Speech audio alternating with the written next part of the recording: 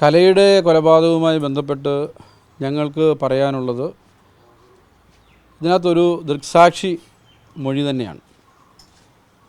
ശാഖായോഗത്തിൻ്റെ അംഗമായ ശാഖായത്തിൻ്റെ കമ്മിറ്റി അംഗമായ സോമൻ വിനോദ് ഭവനം അദ്ദേഹം ഇതുമായി ബന്ധപ്പെട്ട് KV സുരേഷ് കുമാർ എന്ന് പറയുന്ന ഇപ്പോൾ മാപ്പുസാക്ഷിയാക്കിയിട്ടുള്ള അന്ന് പ്രതിയായിട്ട് കസ്റ്റഡിയിലെടുത്തതാണ് പോലീസ്.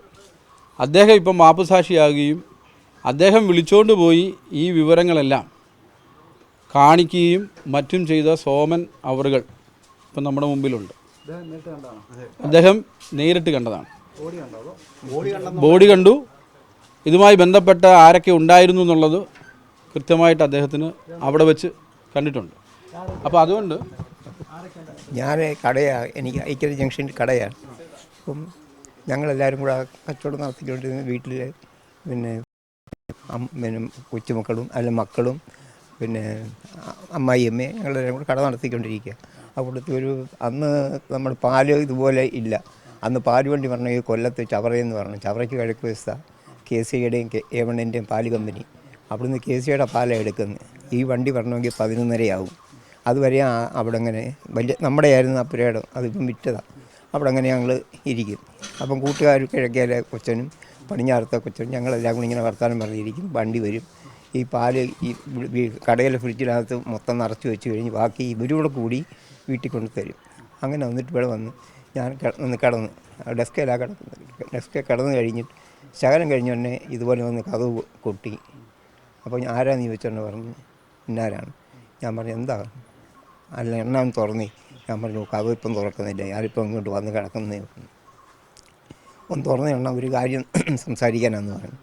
അപ്പോൾ ഞാൻ സംസാരിക്കാൻ എന്ന് തന്നെ പറഞ്ഞു. അണ്ണനൊരു കാര്യം കാണിക്കാമെന്ന് പറഞ്ഞു. എന്നെ വിളിച്ചുകൊണ്ട് പോയി ഇത് കാണിക്കാൻ ഞാൻ ചെന്ന് കാണുന്നു തന്നെ ഈ കലയെന്ന് പറഞ്ഞാൽ പുറകിലത്തെ സീറ്റിലിങ്ങനെ ഇരുത്തിയേക്കാം. അപ്പോൾ ഷാളൊക്കെ നമ്മൾ സാധാരണ ഇട്ടേക്കുന്ന പോലെ ഷാൾ ഇട്ടിട്ടുണ്ട്.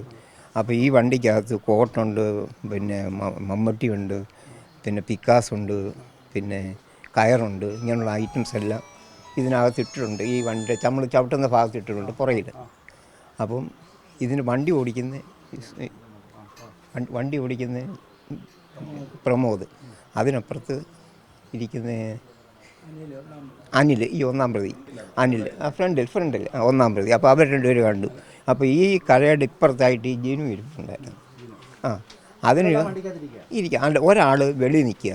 ഈ ആളിന് പണ്ടത്തെ ലൈറ്റ് വെട്ടമെന്ന് പറഞ്ഞാൽ ചെറിയ ബൾബുകളല്ലയോ ഇടുന്നു. ഇപ്പോഴല്ലേ ഇത് LED ഒന്നുമില്ലല്ലോ. ആ ബൾബിൻ്റെ പ്രകാശം എനിക്ക് കാണാൻ വയ്യായിരുന്നു. ഞാൻ ഈ കാറിൻ്റെ തെക്കേ വശത്ത് നിൽക്കുന്നു, ഈ ആൾ കാറിൻ്റെ വടക്കേ വശത്ത് നിൽക്കുക. അതുകൊണ്ട് ഞാൻ ശ്രദ്ധിച്ചില്ല. ഇത്രയും ഇത് കണ്ടു കഴിഞ്ഞാൽ നമ്മളങ്ങ് അപ്സെറ്റായിട്ട് ഞാൻ പറഞ്ഞു ഞാൻ പോവാം, നമ്മളെ കൊണ്ട് മനസ്സിലായി. അപ്പം എന്നെക്കൊണ്ട് ഈ കാര്യങ്ങളൊന്നും ചെയ്യാനൊക്കത്തില്ല. അപ്പം ആവശ്യപ്പെട്ട അണ്ണനൊന്ന് സഹായിക്കണമെന്ന്. അപ്പം ഞാൻ ഇവിടുത്തെ വാർഡിലെ കോൺഗ്രസിൻ്റെ വാർഡ് പ്രസിഡൻ്റായിരുന്നു. രണ്ടാമത് INTUC ഞാൻ ഇവിടെ വന്നു കഴിഞ്ഞ് ഞാൻ ഈ ജോലി ഉണ്ടായിരുന്നു. അണ്ണൻ കഴിഞ്ഞാണ് INTUC ഉണ്ടാക്കിയത്. അത് കഴിഞ്ഞ് ഞാൻ മാവേലിക്കരെ ഉറപ്പായിരുന്നു. അപ്പം അതുപോലെ മാവേലിക്കരെ ആയിരിക്കാം. അപ്പം നമ്മളിത് കണ്ടു കഴിഞ്ഞുകൊണ്ട് ഇതായില്ലേ, നമ്മൾ പിന്നെ മറവ് ചെയ്യാൻ ഈ ഇത്രയും പറഞ്ഞ കക്ഷികൾ ഇത്രയും ജിനു ഉണ്ടായിരുന്നു, പ്രമോദം ഉണ്ടായിരുന്നു, അനിലുണ്ടായിരുന്നു. ഈ അപ്പുറത്ത് നിന്ന് ആളിനെ എനിക്ക് അത്ര കാണാൻ ഒക്കത്തില്ല, വെട്ടമില്ല. ആളിൻ്റെ നേരെ കിഴക്കേ വശത്ത ചുണ്ട് താങ്ങി നിൽക്കുന്നത് അവിടെ. അപ്പം ഇത്രയും കണ്ടു. വിളിച്ചുകൊണ്ട് പോയ സുരേഷ് കുമാറാണ്. അപ്പം അപ്പോൾ ഞാൻ സഹായിക്കും എന്നുള്ള ഇതിലാണ് എന്നെ വിളിച്ചുകൊണ്ട് പോകുന്നത്. അപ്പം ഞാൻ ഇങ്ങനെയുള്ള കാര്യങ്ങൾക്കൊന്നുമില്ല. ഉദ്ദേശം ഒരു 14-15 വർഷത്തിനകം ആയിട്ടുണ്ട്. ആരോടും ഞാൻ പറഞ്ഞിട്ടില്ല. അപ്പോൾ ആരും അറിയരുതെന്നുള്ള ഇത് ഒരു കുടുംബത്തിൽ വലിയോ ജീവിച്ചു പോട്ടെ എന്ന് വിചാരിച്ചു പറയണമെന്ന് തോന്നി. ഞാൻ മനസ്സിലിങ്ങനെ എപ്പോഴും ഇങ്ങനെ കിടക്കുകയാണ്. അപ്പം കൂടുതൽ ഒരു സാഹചര്യം ഇങ്ങനെ ഉണ്ടായി. ഞാനിത് പുറത്ത് പറഞ്ഞു. പോലീസ് പറഞ്ഞു. അവിടെ അമ്പലപ്പുഴ CA വന്നു, CAയും പോലീസുകാരും വന്നു. അവിടെ പറഞ്ഞു. പിന്നെ മാഡത്തിനോട് അതും ഞാൻ പറഞ്ഞ രീതിയിൽ തന്നെ എല്ലാം പറഞ്ഞു. അങ്ങനെയൊന്നും നമ്മളോട് പറയത്തില്ല. ആ കാറിങ്ങി ചാറിയിരുത്തിയേക്കുമായിരുന്നു. മരിച്ചിരിക്കുക.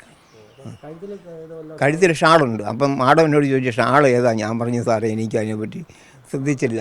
ഇങ്ങനെ ആയിക്കഴിഞ്ഞാൽ നമ്മളങ്ങ് ആകെ അമ്പലന്ന് കഴിഞ്ഞ് ആദ്യമായിട്ട് നമ്മളിത് കാണുകയില്ലേ. അമ്പലന്ന് കഴിഞ്ഞ് ഞാൻ പോകുന്നു, കടയിൽ വന്ന് കിടന്നു. പിന്നെ 2 ദിവസം കഴിഞ്ഞാണ് അത് മറവ് ചെയ്യുന്ന കാര്യത്തെപ്പറ്റിയൊക്കെ പറഞ്ഞ് എന്നോടും പറഞ്ഞ് പൂർണിമശ്ശേരിയോടും പറയുന്ന ഇതാ എന്തോ സ്വിച്ചുകാരൻ്റെ നേരെ വടക്ക് വശത്ത് ഒരു പിന്നെ മീൻകുളമുണ്ട്, മുട്ടേപ്പാൽ മീൻകുളമുണ്ട്, അവിടെ അങ്ങനെ കൊണ്ടുവന്ന് കുഴിച്ചിട്ടെന്ന് പറഞ്ഞ്. അപ്പോൾ ഞാൻ 1 വർഷം അപ്രൻറ്റീസായിട്ട് സ്വിച്ചുകാർ ജോലി ചെയ്തതാണ്.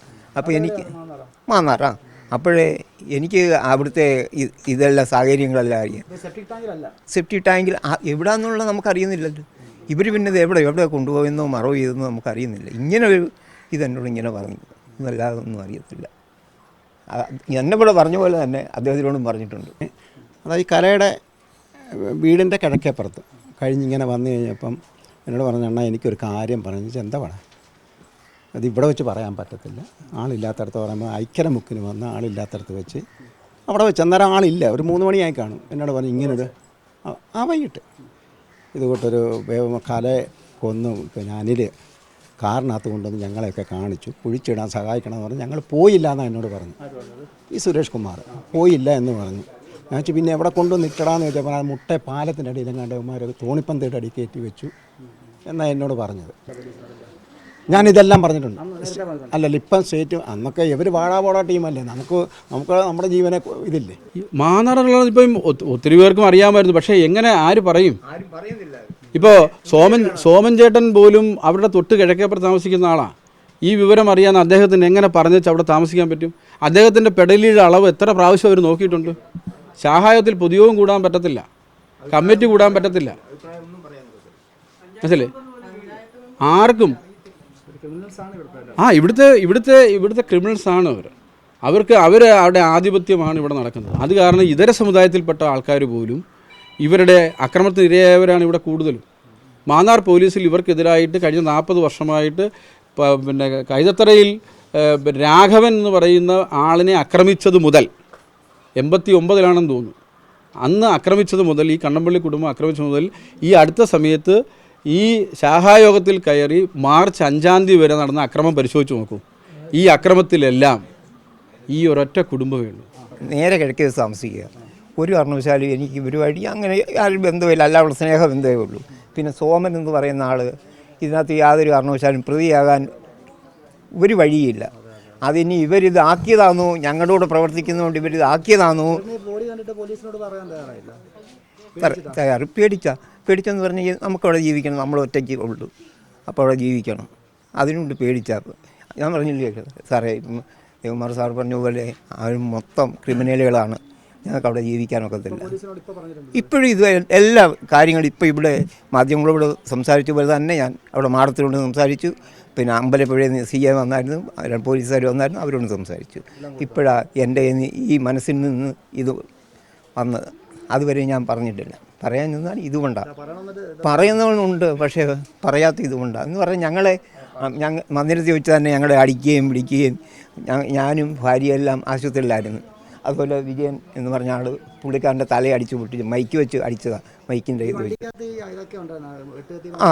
വെട്ടുവത്തി ഇല്ല സാറേ, മമ്മട്ടിയുണ്ട്, കോട്ടുണ്ട്, പിന്നെ പിക്കാസുണ്ട്, കയറുണ്ട്, ഇത്രയും സാധനമുണ്ട്. അതല്ല ചവിട്ടി ഇവിടെ ഇരിക്കുന്നത്.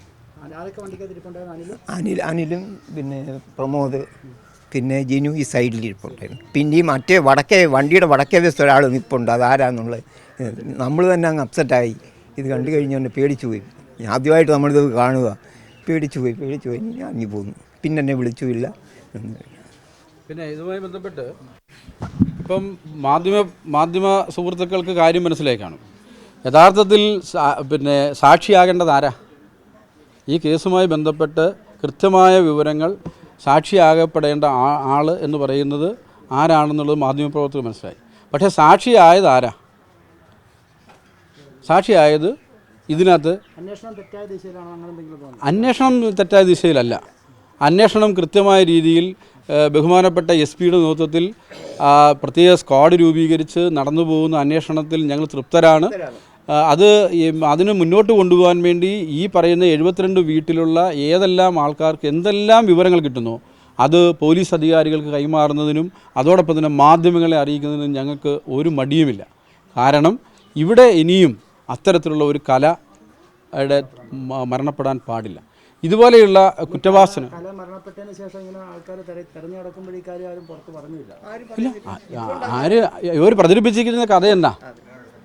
ആരുടെ കൂടെ ഒരു കൊച്ചിനെ ഇട്ടേച്ച് പോകുന്നു എന്ന് കേൾക്കുമ്പോൾ സ്വാഭാവികമായിട്ടും നാട്ടുകാർക്ക് അവളോട് വിരോധമല്ലേ തോന്നത്തുള്ളൂ. അത്ര ദുഷ്ട മനസ്സുള്ള ഒരു പെൺകുട്ടിയെക്കുറിച്ച് ആരന്വേഷിക്കാനാണ്?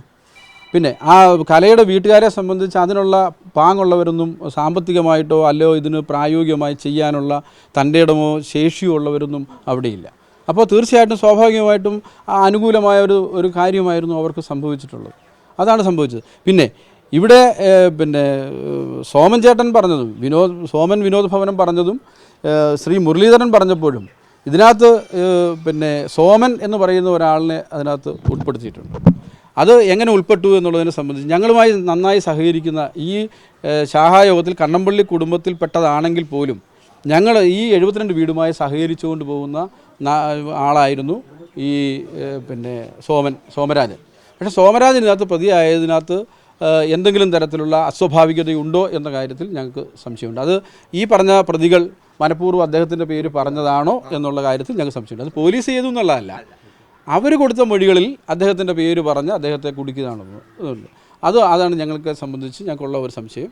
ഇത്രയും കാര്യങ്ങൾ മാധ്യമപ്രവർത്തകരോട് പങ്കുവെക്കുന്നു. ഇതോടൊപ്പം തന്നെ ഈ ആൾക്കാരെ SNDPയുടെ ഒരു ശാഖായോഗത്തിൻ്റെ ഒരു നിലവിലുള്ള തിരഞ്ഞെടുക്കപ്പെട്ട ഭരണസമിതിയെ പിരിച്ചുവിട്ടിട്ടാണ് ഈ സുരേഷ് കുമാർ അടക്കമുള്ള പ്രതികളെ അവിടെ പിന്നെ അഡ്മിനിസ്ട്രേറ്റീവ് കമ്മിറ്റി അംഗമായിട്ട് വെച്ചിരിക്കുന്നത്, അതിൻ്റെ ഭാരവാഹി വെച്ചിരിക്കുന്നത്. അത് യൂണിയൻ മാന്നാർ SNDP യൂണിയൻ അറിഞ്ഞുകൊണ്ട് തന്നെ ചെയ്തിട്ടുള്ള ഒരു നടപടിയാണ്. ഇവരുടെ എല്ലാ ഫീഡ്ബാക്കും അറിയാവുന്നവരാണ് മാന്നാർ SNDP യൂണിയൻ്റെ നേതൃത്വത്തിലുള്ളവർ. ആ നേതൃത്വത്തിലുള്ളവർ അത് അറിഞ്ഞുകൊണ്ട് തന്നെ ഇത്രയും ദിവസമായിട്ടും അവർക്കെതിരായിട്ട് സംഘടനാപരമായി ഈ കൊലപാതകത്തിൽ പങ്കാളിത്തമുണ്ട് അല്ലെങ്കിൽ മാപ്പുസാക്ഷിയായി എങ്ങനെ സുരേഷ് 15 ദിവസം ഒളിച്ചു വെച്ച കാര്യം ഇപ്പോൾ പറഞ്ഞപ്പോഴാണ് മാപ്പുസാക്ഷിയാകുന്നത്. അപ്പോൾ അതുവരെ അദ്ദേഹം കുറ്റവാളിയല്ലേ? ഗുരുവിൻ്റെ ധർമ്മം അതാണോ?